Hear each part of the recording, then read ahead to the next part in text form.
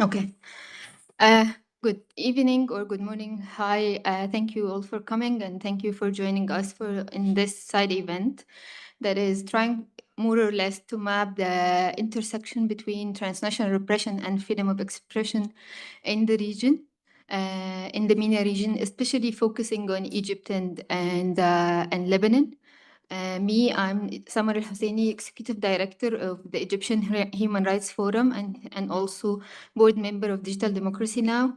Will be moderating this panel together with my colleagues here on my left and my right, and my right, Tanya and Hasna. In addition to 4 speakers online, we're trying to make use of the technology as much as we could. So I'm happy that you are interested in this topic. In the forum, we've been documenting transnational repression over the past 4 years, documenting the key highlights and key trends that is the different authoritarian regimes has been using in the region. Among it, extrajudicial absentia verdict against defenders, against activists, enlisting them on terrorism lists, denying them from counselor services, targeting them with digital and physical surveillance. I'm sure my colleagues on the panel and also online would highlight the different aspects of transnational repression and also how freedom of expression has been impacted by this. I will go ahead and start the panel directly with my first speaker on my left. No, my right. I'm sorry. I'm a lefty, so that's why the confusion comes. Well, Tanya is the human rights officer in MENA Rights Group, and she is quite an expert on the regional mechanisms that has been used for transnational repression. Tanya, 5 minutes. Thank you. So at MENA Rights Group, an important part of our work is dedicated to defending victims of human rights violations before international legal mechanisms, including at the UN level. And in recent years, we've been documenting an increasing number of cases of victims of transnational repression, often perpetrated under the guise of security or counterterrorism. So while transnational repression can take many forms, what we specifically work on is cases of individuals facing politically motivated extraditions to countries where they risk torture, arbitrary detention, enforced disappearance, and other human rights abuses, often in reprisal for exercising their fundamental rights, such as the freedom of expression or the freedom of assembly. And the main targets of these extraditions are activists, peaceful dissidents, and human rights defenders who have been accused of baseless terrorism or security-related offenses and who are living in exile.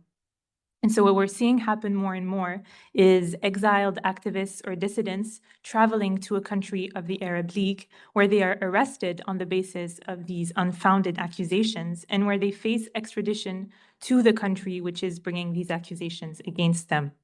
So since 2022, we at MENA Rights Group have documented a total of 7 of such victims of transnational repression.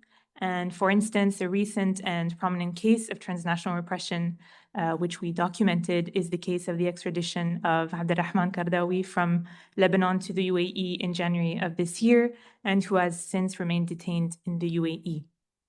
So while I believe other panelists will speak more about the details of his specific case, what I'd like to address here, which is really important, is the common denominator that links the case of Kardawi with the many other victims of transnational repression in the region, which is the Arab Interior Ministers' Council, or the AIMC.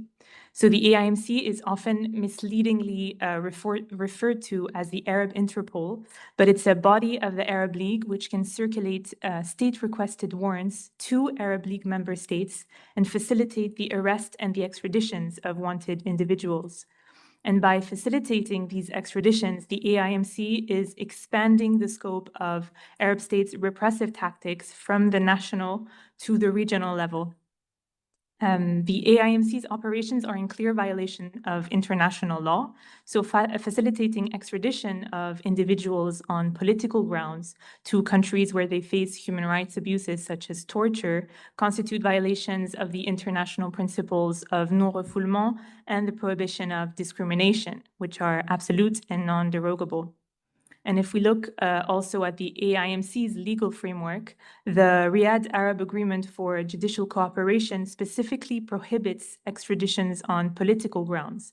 However, this prohibition has a long list of exceptions, which allows extraditions for lèse-majesté or acts deemed as offensive to kings or heads of state. And so the vagueness and the imprecision of these exceptions create a legal loophole, which seems to enable the AIMC to facilitate the political extraditions that we've seen take place in practice. And what's also particularly concerning about the AIMC's practices is that when people are arrested on the basis of an AIMC warrant, and they're facing extradition, they are left completely powerless. It's not possible for them, for their lawyer, or human rights organizations like us to access their criminal file or to challenge the warrant issued against them. Now, the various human rights issues stemming from the AIMC systems have been raised and highlighted by UN human rights bodies more than once, including in a communication issued by the UN Special Rapporteur on Counterterrorism and Human Rights, addressed to the AIMC and the Arab League in 2023. But to this day, they never received a response. So to conclude on how we suggest we should move forward to combat the AIMC's flawed systems and transnational repression, we urge the AIMC and the Arab League to listen to the concerns raised by UN human rights bodies and civil society, to respond to the UN communication they received, and to reform their legal framework and practices in line with international human rights law. And until such reforms are put in place, we call on states of the Arab League to cease proceeding with extraditions which are requested on the basis of AIMC warrants, and to uphold the principles of non-refoulement and non-discrimination. And in order to uphold these principles, states must always conduct an individual assessment of the risks faced by individuals if extradited, in particular risks of torture and arbitrary detention. And they must ensure that the extradition has not been requested on discriminatory grounds, including to prosecute or punish a person for their political opinions. And lastly, while it's a sad reality, until these changes and reforms are fully implemented, it's really crucial for dissidents to think twice before traveling to countries of the Arab League. Thank you. Thank you, Tanya, for highlighting this. The use of the regional mechanisms has been a fear for many activists and defenders who are moving in the region. In Morocco, in Lebanon, in the Gulf states. And this leads me to my next speaker online, James Lynch. James is the co-director of Fair Square, and he will be highlighting the international complicity and protection gaps in the mechanism of protecting defenders and activists. James, please go ahead. Hello, thank you very much, and thank you for the introduction. Yeah, my name is James Lynch from the Fair Square Human Rights Organization.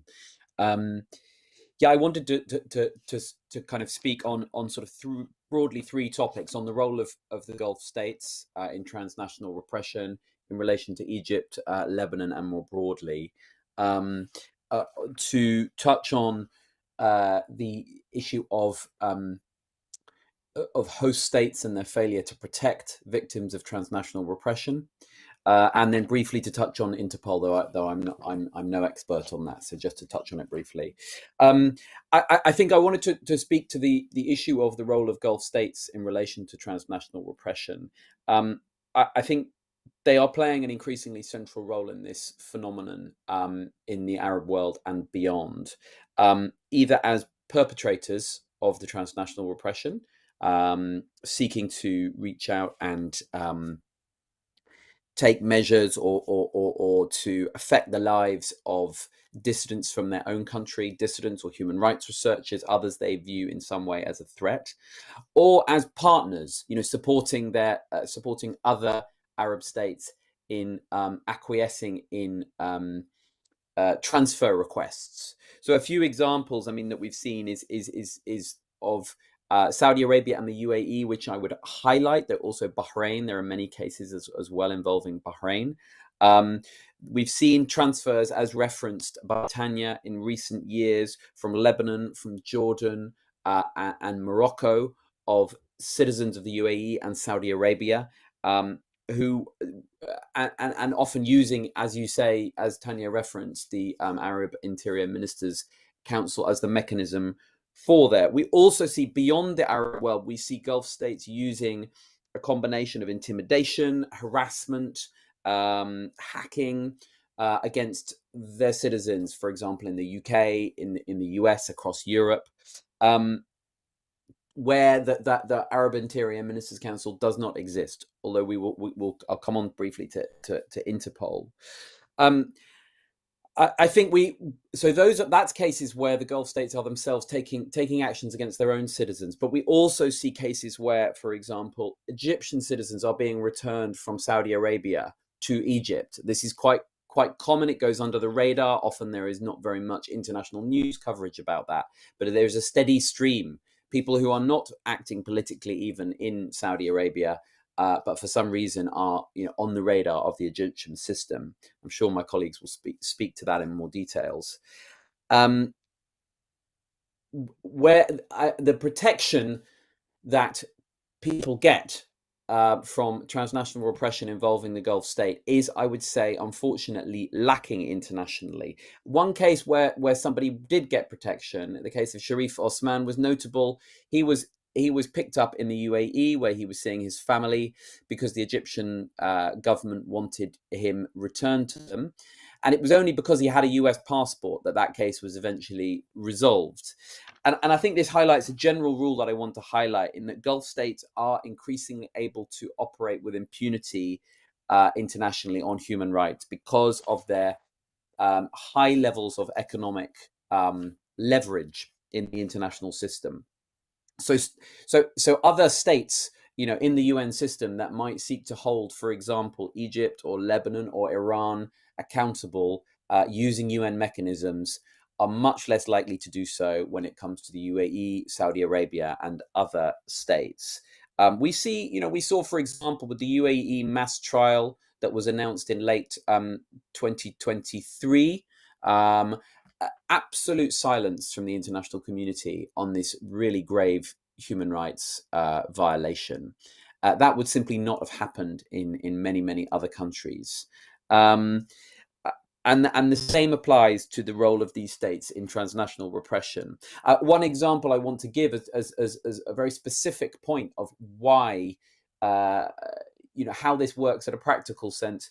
We know that in 2024, the Crown Prince of Saudi Arabia travelled to London, met David Cameron, the then British Foreign Secretary, and as part of a discussion about a potential £100 billion worth of investment in the British economy, asked David Cameron to intervene in a court case brought against the Saudi government by a UK-based Saudi dissident against the Saudi government for hacking.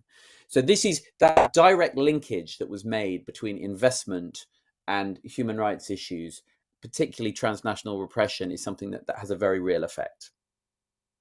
I wanted to briefly turn to this issue of host states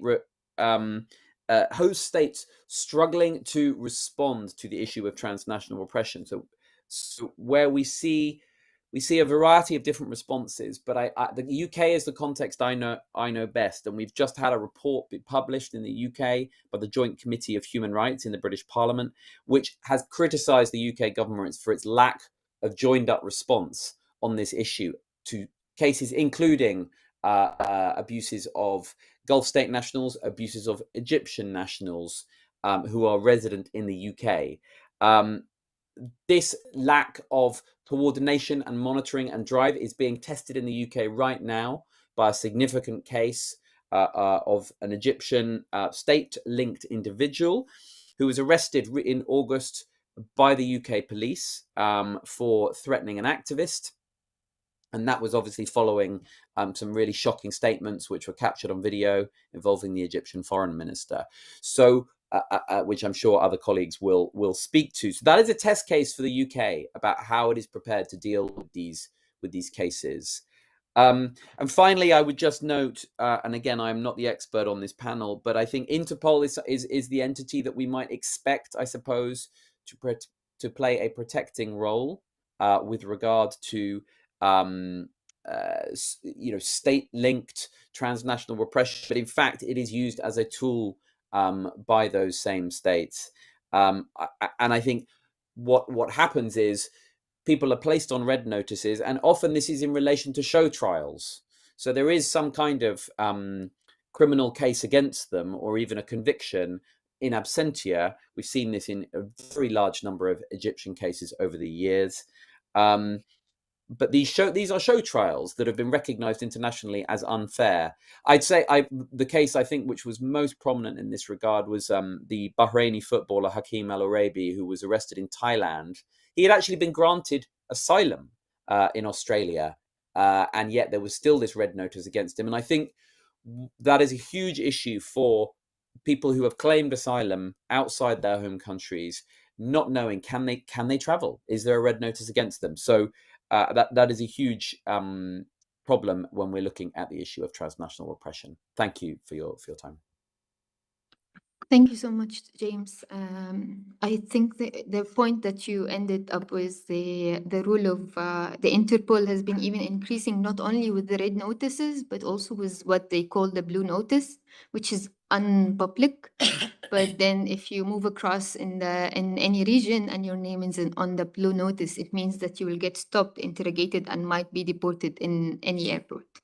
I will move from this kind of a holistic aspect to a more specified aspect with my colleague Hasna Abdelrida, head of legal department in Center for Human Rights in Lebanon. She is quite an expert about the legal system and freedom of expression in Lebanon. So I will, Hasna, please go ahead. Good morning. The Lebanese Center for Human Rights, it's a local non-governmental organization in Lebanon. We are working on documentation of violation of human rights. We work on advocacy and capacity building and legal aid and rehabilitation of victims of torture and arbitrary detention. So the Lebanese Center for Human Rights is closely monitoring development related to freedom of expression in Lebanon. So we express our deep concern over the increasing number of summons and arrests, which reflect a crisis in the rule of law. So recently, we noticed a lot of arrests based on criticizing, for example, a government or some corruption cases or something related to the rule of law in Lebanon. So the practice has become common. The Cybercrime Bureau summons activists and journalists at the request of a public prosecution, just for example, criticizing the authorities on social media, despite the fact that by the Lebanese law, the journalists and the activists shouldn't be requested by the public prosecutor. They should go directly to the court of press and everything. So they can pass by the police and the public prosecution. So the investigating judge should request to hear them and later on send the file to the court. So such practices are incompatible with even the most basic international standards. A very individual has the right to freely express their opinion. So Lebanon ratified a lot of conventions, like, for example, the Convention of Civil and Political Rights, and the Human Rights Committee has clarified all the public figures, including heads of state and government, but must be subjected to criticism and accountability. So in Lebanon, every time activists or journalists talk about any case of corruption or criticize someone from the government, they use up their power to follow this person and illegally follow him with the police of cybercrime, despite the fact it's very clear they don't have the right.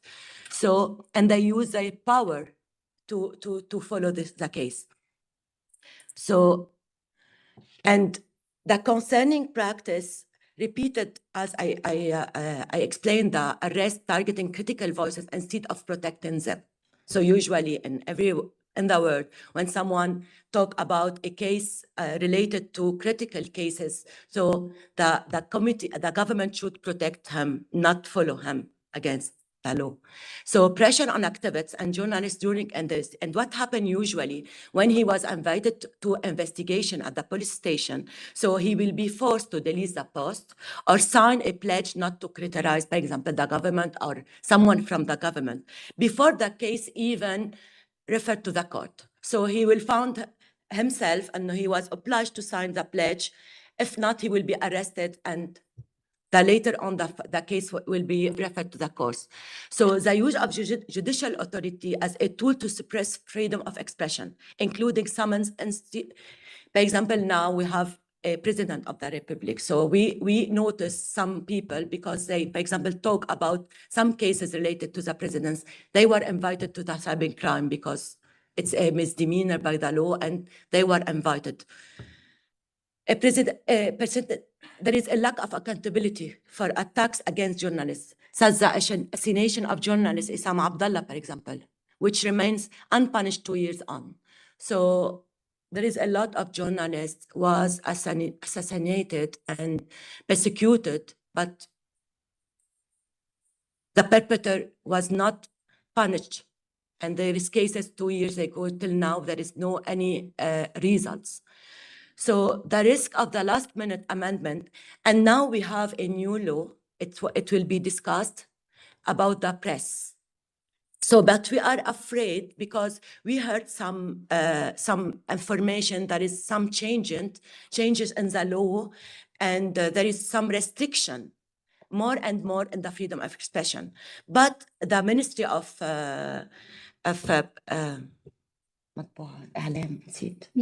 Media, he declared he didn't make any changes. But we are afraid in the last minute, they include to the draft media law in the parliament because they have to do it in the last minute. So another expense, my colleague talked about Qaradawi. Yes, he was deported from Lebanon without the right to any fair request of protection. And Lebanon, he was obliged because we are part of and ratified CAT convention.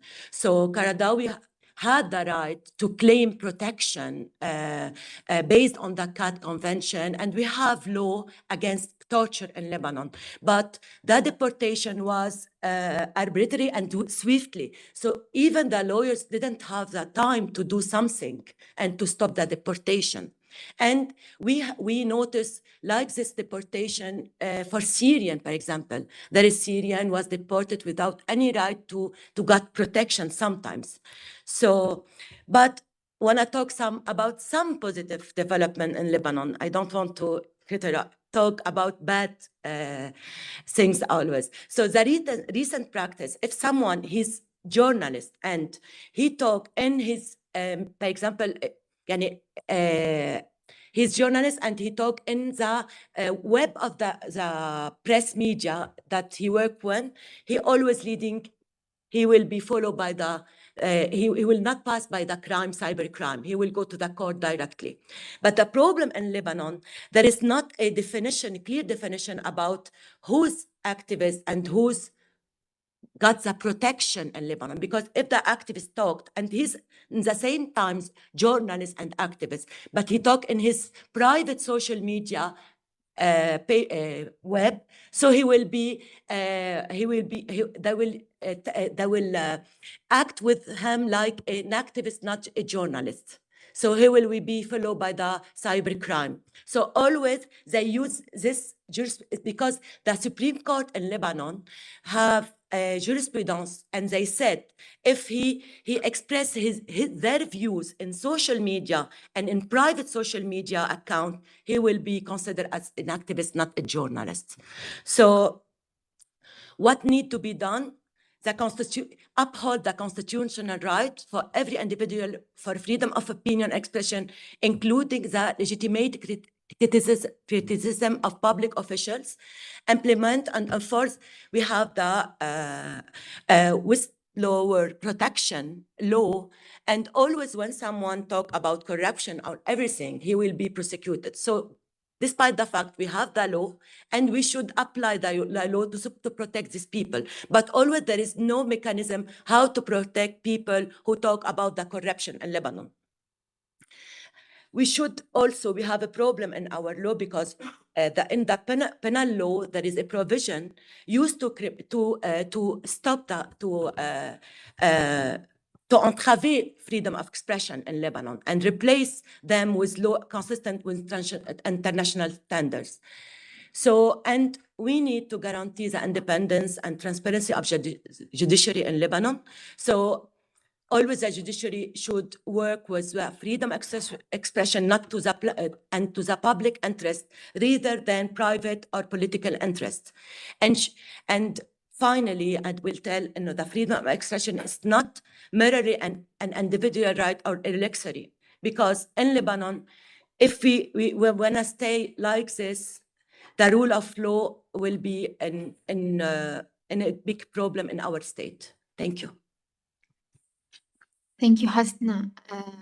Speaking about freedom of expression and people who exercise their freedom of expression in Lebanon and how this might lead to a transnational repression practice against them, I will move to my next speaker, Rodney Dixon. Rodney is an international human rights lawyer and he is the counsel for Abdurrahman Yusuf al-Qaradawi. Rodney, if you could walk us through the case and how these two elements, like how exercising freedom of expression led to a transnational repression, like a stalking example with Abdurrahman Yusuf. Good morning. Thank you very much for this opportunity to focus on this very shocking case concerning Abdurrahman, who was arrested in Lebanon at the end of December last year. He had been in Syria making some statements about the changes there.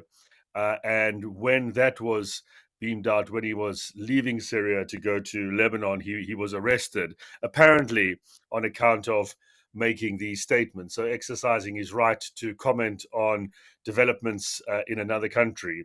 And that was on the basis of a request by both the UAE and Egypt, countries where he hasn't been, where he wasn't making the statements. But of course, what he said, because he criticized those countries and the way they operate, was of interest to them.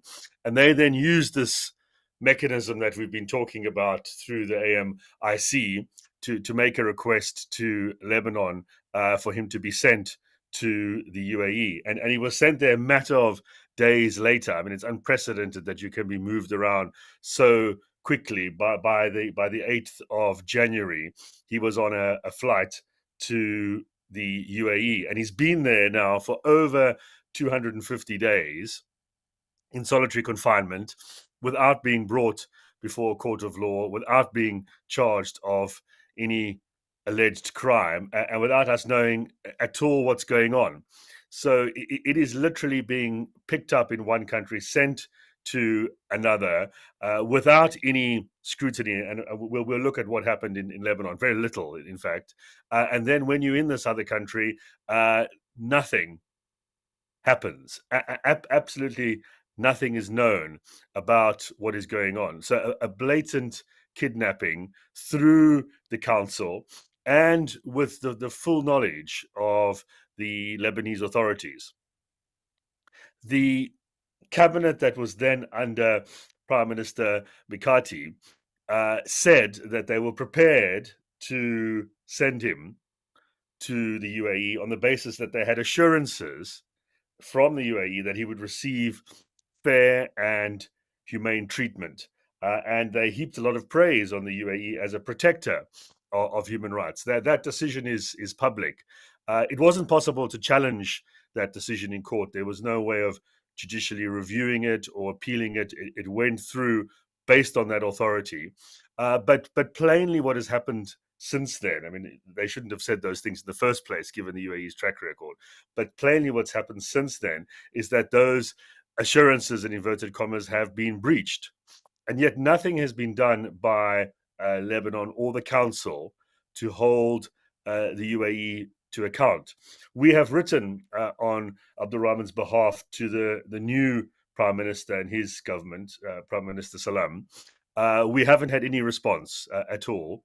What we have had is when a very prominent article was published in the New York Times about his case following our application to the working group on arbitrary detention, the current government said that this process had taken place under a caretaker government previously, and they said nothing further. So they seem to be blaming it on the previous authorities and washing their hands of it. Now, I mean, I don't want to prejudge that. They still now have an opportunity to do the right thing, but we are calling on them, irrespective of the change and what has happened since there was the previous Prime Minister, to now set the record straight. They have the authority, based on the fact that assurances were given, to highlight the breaches and to engage directly with the UAE or through the council to say that given those breaches and the violations, fundamental violations that are going on now of Abdulrahman's human rights, that transfer needs to be reversed. He needs to be sent back to Lebanon or back to his country where he resides in Turkey.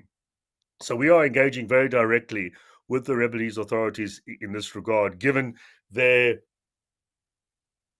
platform involvement right at the beginning. It started because of their consent to this entire process, in the full knowledge that the UAE has a track record of this, that there's a track record of transnational repression that we've been hearing about over a number of years concerning similar people who express their rights to freedom of expression. And in that context, even though assurances were apparently given, that's not enough. There has to be absolute guarantees, or if there cannot be guarantees in advance, at least a process to review and assess it as it goes along, so it can be reversed if you see the violations that are taking place now, where, as I say, he hasn't even been brought before a court to know what's going on, to be charged with anything. It just disappeared into a black hole. So we are at a critical point in terms of how these procedures operate, if you could even call them that. It really is a system masquerading as one that is based on any principles of fairness. What it really amounts to is friends in a club calling each other and then making things happen according to their whims. And they all do the same for each other and protect each other. And that just in the 21st century is plainly not sufficient. There has to be a proper legal system in place that is transparent, that operates according to the rule of law. If any of these countries, including Lebanon, which is trying to get onto a new path, want to be regarded as countries that uphold the UN Charter and all of the conventions that they've signed up to, then there has to be fundamental reform. And what we are stressing is that this is a test case. Abdulrahman's case is a test case for them to act on and to show their real intentions, to not just say that they are upholding these rights, but actually do it in practice. So we will be engaging with the Lebanese authorities a lot more, taking other legal action in this regard. Of course, also looking at the UAE authorities and seeing if there are ways in which they can be pressured to change their position. And in that regard, the support of all states, we've written to a number of countries, including the UK government, is so important. All states that are there at the UN Human Rights Council at the moment. This should be one of the issues that is certainly on the agenda. So we will be looking at the UAE definitely, but those states that are complicit in this, that allow this to happen, will also be a focus of our attention in order to seek to resolve this case. It's one, of course, that involves high principle that we've talked about, but also a ordinary man's life and his well-being. His family, as you can imagine, is overwhelmed with anxiety as to what's happening. And just at that basic personal level, surely countries like Lebanon and others can't allow this to go on and be seen to be standing aside in the face of such blatant inhumanity. So it's a very personal matter as well for Abdurrahman and the family, but it's one that needs to be resolved at the level of principle, as we've been talking about, so this doesn't continue as a pattern. Because if it is allowed to, then it is going to spread unchecked. The more that these states believe they can get away with it, the more it will be practiced. Each one of these is a test to see what the UN will do, what states surrounding the UAE will do. And each time we fail to put the position right, it gives the states concerned the confidence to go on. So we have to break that cycle and break it now for Abdurrahman's case, but for all the others we've been talking about. Thank you very much for the chance to address this very important matter. Thank you so much, Rodney, and thank you for walking us throughout this very traumatizing case, actually, for everybody who is in the region and from the region, and even anybody who is working on transnational repression, because this case has several elements that has starking complicity among Egypt, UAE, Lebanon, even international community and countries that doesn't speak about his case or exclude him from any kind of statements when it comes to transnational repression. And the thing with Abdurrahman case is that it started and then there is a whole wave of transnational repression practices that is on the rise right now, especially from the Egyptian regime, using diplomatic missions, using proxy punishment. And I will move here to my next speaker, my colleague, Mu'taz El-Fugairi, President of the Egyptian Human Rights Forum and Vice President of Euromed Rights. Mu'taz, please. Good morning, everyone. Egypt has been an exemplary case study of the escalation of transnational repression over the past decade. Recently, it has been featured in the European Parliament Global Report on this phenomenon. But why has transnational repression intensified in Egypt? The answer lies in the complete closure of public space at home. Independent media, civil society organizations, political parties, and peaceful dissent have been systematically dismantled.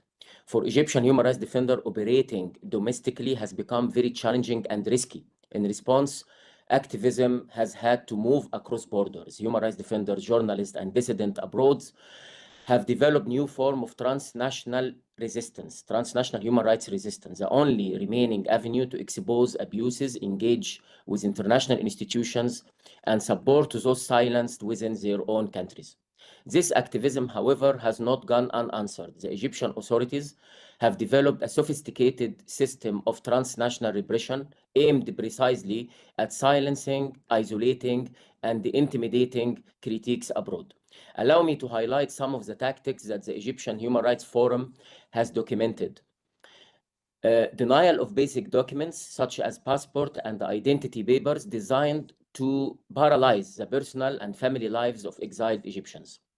I am personally victim of this trend. Since 2021, I'm not able to receive any document from the Egyptian government, and my status in the civil registry has been blocked. Terrorist designations handed down in politicized trials criminalizing peaceful dissent. Intimidation and harassment of families, including the arbitrary detention or travel bans against parents, siblings, or even children to pressure activists into silence. Digital and physical surveillance extending the sense of fear and control across borders. Stigmatization and incitement to hatred and violence against activists, as seen in the campaigns targeting organizations recently, like the Sinai Foundation of Human Rights, and individuals such as a prominent human rights defender, Bahauddin Hassan, who received death threat several times. Harsh penalties in absentia, including life sentences or politically motivated cases pursued without due process or even notification. Security cooperation to enable extradition requests, as we saw in the case of Abdurrahman Yusuf al-Qaradawi, and other cases as well, documented in Kuwait, Morocco, and Turkey. And most recently, the mobilization of pro-government supporters and agents in Europe to attack members of the opposition and the human rights defenders in countries such as the UK, Germany, and the Netherlands. And we have seen recently this phenomena has been uncovered. These methods aim to send a message that dissent is dangerous everywhere, that there is no safe place to criticize those in power. Has this campaign of transnational repression been effective? On the one hand, the Egyptian human rights movement has continued. Civil society has adopted, finding creative ways to document abuses, engage in international mechanism, and maintain solidarity with those inside the country. On the other hand, repression has had a chilling effect. It raises the personal, financial, psychological cost of engaging in human rights work. It isolates defenders from their families, and it undermines the credibility of asylum and protection system in the countries where they seek refuge. We cannot treat these cases as isolated incidents. This is now a global phenomenon. Many states are exporting repression across borders. What we are seeing is not only an attack on individual defenders, but also an assault on the sovereignty of foreign state, on the rule of law, and on the integrity of the international protection system. There has been progress in reporting and documenting these abuses. Yet the international response remains slow, fragmented, and inconsistent. The courage of human rights defenders has been matched by an equally determined political will, has not been matched by an equally determined political will. That's why we need a stronger coordinated international response. In particular, a Human Rights Council resolution is both timely and necessary. Such a resolution would recognize transnational repression as a serious and growing global threat, affirm the right of human rights defenders to carry out their work in safety wherever they are, and send a clear signal to states that cross-border repression will not be tolerated. Thank you. Thank you, Motaz, for highlighting these trends and for the recommendations. I'll move to my last speaker and then we can open for a Q&A. Mina Sabit, head of MENA region in PEN International. Mina is an expert on freedom of expression, and for sure he can help us walk through how freedom of expression has been deteriorating in the region, in Egypt and in Lebanon and other countries, and how writers, poets, and journalists has been targeted on a wide scale. Mina, please. Good morning, everybody. Thank you so much, Samar, for this opportunity, and thank you, colleagues, for highlighting the details and the cases, which we all can see the effect on, having a very chilling effect on freedom of expression. I also would like to thank our colleague Mu'taz on highlighting that we are facing a global issue. It is not limited to a certain group of countries or a single or 3 or 4 countries. It is a global trend, and we can see that many states are using transnational repression to further crack down on freedom of expression beyond its own borders. And we can see that in the case of China, Iran, Egypt, UAE, Russia, Israel, and many other countries who are using transnational repression to crack down on freedom of expression beyond their own borders. In many cases, we see that transnational repression have had an infrastructure, have structures in many countries, which also begs the question that how we can face transnational repression, but that I will came back later on my intervention. We can see that the transnational repression had several layers to the effect of transnational repression had several layers to it, specifically toward freedom of expression. We can see the effect of transnational repression in several cases. I won't be giving much examples, but for example, in the case of Egyptian journalist Basma Mustafa, who has faced physical assaults, faced smear campaigns, faced threats, and faced self-censorship, faced censorship abroad. So even though she left Egypt, where she was also persecuted because of her work, journalistic work, she's based now in Germany, even though she continued to face threats and even physical assaults. We can see that in the cases that recently arose where Egyptians abroad tried to practice their freedom of assembly, freedom of expression, and protest before Egyptian embassies. And we have seen how no matter people agree or disagree with them, they have the right to protest. And we have seen how was the reaction by the Egyptian government. And this is nothing new. This is nothing new. The Egyptian officials have been very clear that they would like to crack down on, or they are cracking down on, freedom of expression abroad. And we can see that very clear in the statement by the former Egyptian official Nabila Makram Abed, when she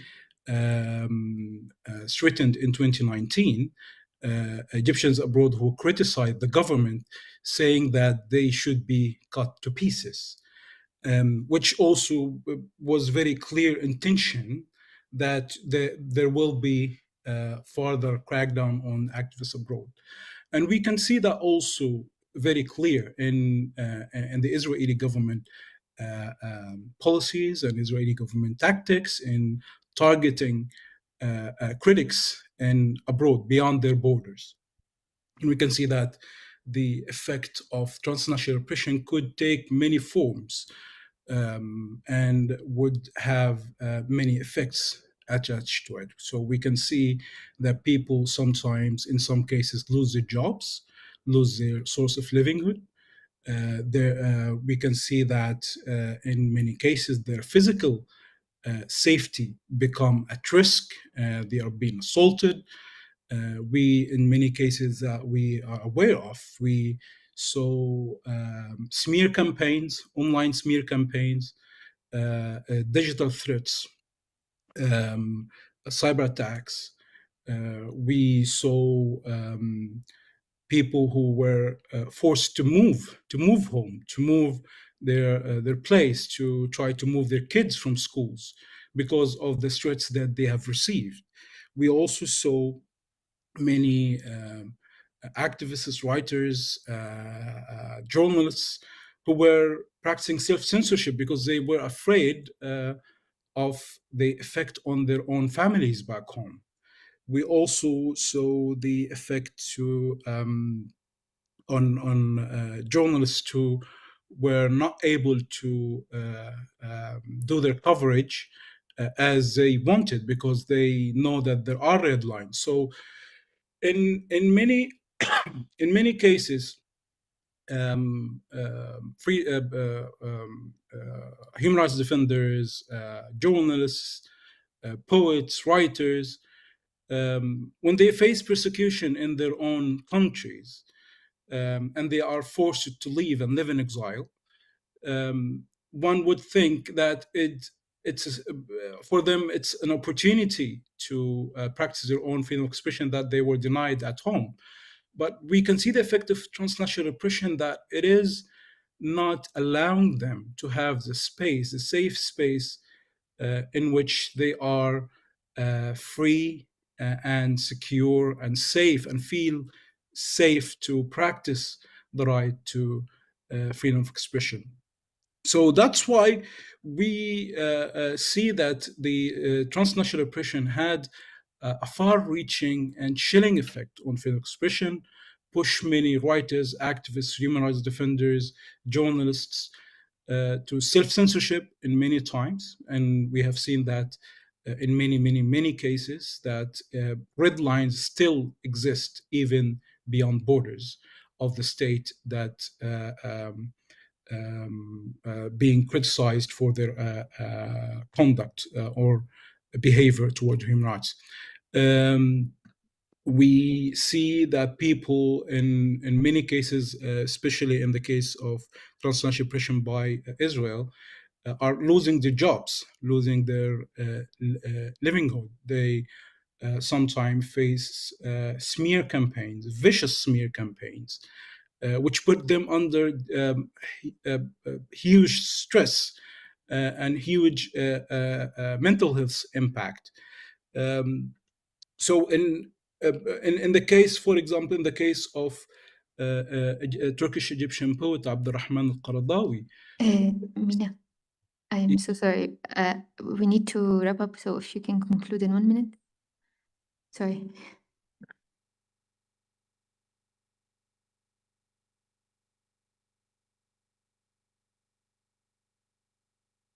We can't hear you right now. Can you hear me now? Yes, we can. Go ahead. Okay, good. Sorry. So I was saying that the effect of transnational repression goes far beyond the borders of the countries, put people under a shrinking space, which one would assume that we, as long as we left the country, so we would have the space, the safe space for in which we can practice our freedom of expression. But unfortunately, the transnational repression is working specifically and systematically against this space, shrinking this space very, very, very little, and push critics, human rights defenders, journalists, poets, writers, push them into self-censorship, put them under huge stress even abroad. Thank you much, and thank you. Thank you, Mina. So thank you all the speakers for your insights and valuable inputs. If we have like 7 minutes, so if anyone has any questions, we can, yeah. Thank you for the floor. Transnational repression is a global challenge affecting activists, journalists, and dissidents beyond their home countries. In Indian-administered Jammu and Kashmir, Amnesty International reports that at least a dozen of Kashmiri activists abroad have faced revocation of passports or overseas citizenship status and travel bans to silence dissent. Inside Kashmir, the Chinar Corps runs hundreds of fake social media accounts to harass journalists and amplify pro-military narratives. Additionally, the Guardian report suggests that India's intelligence agency, RAW, allegedly orchestrated targeting killings of Kashmiri activists in Pakistan since 2020. These examples illustrate how states exploit digital platforms, legal mechanism, and extraterritorial reach to shrink space for free expression. So how can the UN and the member states ensure accountability when governments weaponize law, digital platforms, and cross-border repressions to suppress freedom of expression? Thank you. Thank you.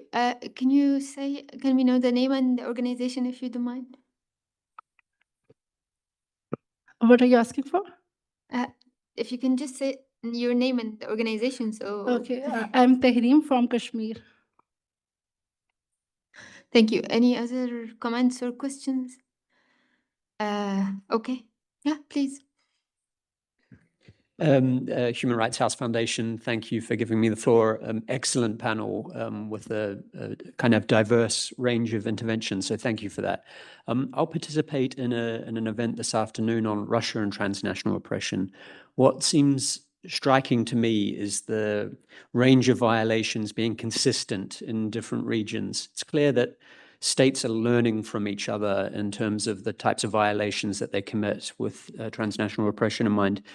How can we be learning better when it comes to accountability? What are the things that states who have an interest in addressing this can be doing better in cooperation to tackle transnational repression? Thank you. Okay, any other question? Anyone from the speakers would like to answer, or shall I go on? Thank you so much. Yeah, I think, as you said, it's really a global issue. And I think that one of the issues and thematic focuses that we've really been developing at MENA Rights Group is understanding what kind of laws are being weaponized to commit these widespread abuses. And some of them, as I mentioned, are counterterrorism laws. And I think that there's really a root issue here of the lack of international definition of terrorism, which leaves a legal loophole for states to really weaponize terrorism accusations in very vague and overbroad ways to target anyone that they want to silence. So I think that we engage a lot with UN human rights mechanisms here, but I think it's also important to remember that there is a UN counterterrorism architecture in New York, which also shapes the global counterterrorism agenda and assists states in developing counterterrorism laws and policies. And it's after 9/11 and the institutionalization of counterterrorism that states had the obligation to adopt counterterrorism laws, which are now used to suppress dissent and commit human rights abuses. So I think it's important to tackle this root issue as well. Thank you. Thank you, Tanya. Mu'taz, for final remark, and then we Yes, thank you. have I 2 think minutes. it is not a surprise that this phenomena correlated with the decline of leverage and roles played by United States and Europe in the global human rights landscape. And I'm a little bit pessimistic that this phenomena will increase and it will become worse.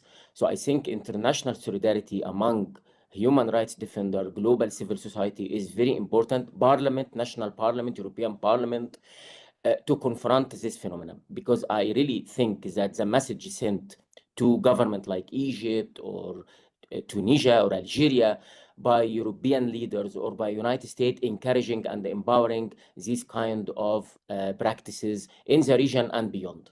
Thank you. Okay, thank you all. Thank you all the audience for joining us for this discussion. Thanks for the speakers. I hope that this topic gets the attention that it needs, and I hope to see you in a better situations or better panels in the future. Have a lovely day. Bye. Thank you. Thank you so much.